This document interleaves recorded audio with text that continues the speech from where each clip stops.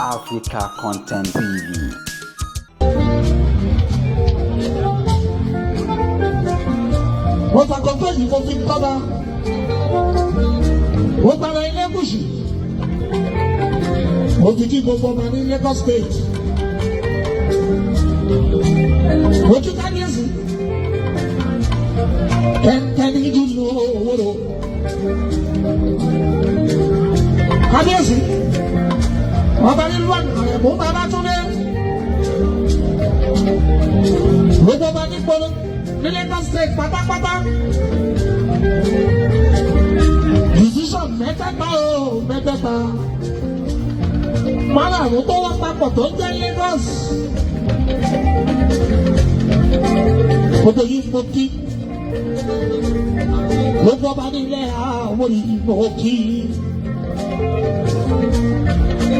Ẹ̀kú aláfẹ́ ẹ̀rákò. Kábíyèsí ni ọ sọ̀rọ̀. Àyàmí adé. Ó dùn wá jọjọ. Ṣùgbọ́n kí la fẹ́ bọ́ lọ́wọ́ máa ṣe? Ọ̀fọ̀jídé Babájídé ọmọ Sanwó-Olú. Bọ́tà kókó yìí kí ẹ.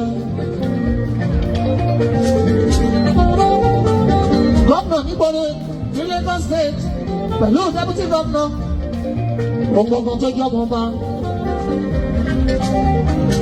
Ojú speaker Lagos State House of Assembly gbogbo èèyàn honorable member pátápátá eléyìí òyìn tí wá gan. Àrẹ̀mọ́ Adébáyọ̀ ọmọláṣẹ́jú lọ kí ẹ Àrẹ̀mọ́ chairman ìsọ̀lọ̀ NCDA òkè chairman ló jẹ́ bí sọ̀lọ̀ pẹ̀lú òkè chairman Èjìgbò òkè bá ọjọ́ ńlá Mọ̀rúfù òkè gbogbo bá nílé Àwórì pátápátá òwò kọ lórí ilé lọ́wọ́lọ́wọ́ báyìí kẹ̀kẹ́ ní jùlọ wọ́rọ̀ òkè alaba ti jẹ́ mọ́ òṣùrù gbogbo ọmọ bá ní sọ̀nà òkè ẹkú àwọn ẹ̀rákù aláníyàdé lọ́jà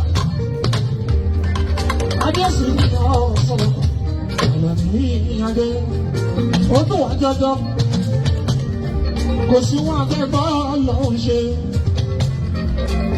mo kọ́ lórí kámẹ́rà tó mọ́ kí ẹ abẹ́lẹ̀ kékeré àti gbogbo ẹ̀yìn ọmọ ọba ní kábẹ́bí kàmírà gbogbo yìí tó kí alàgbà ti jẹ́ mọ́ ojú ilé mú. Ọ̀kẹ́ tó jẹ́ bí èjì rẹ̀ gbogbo yìí pátápátá gbogbo ọmọ ọba ní sọ̀nà ọ̀kì gbogbo lóye ní sọ̀nà ọ̀kì èmi náà mọ́ kíra mi.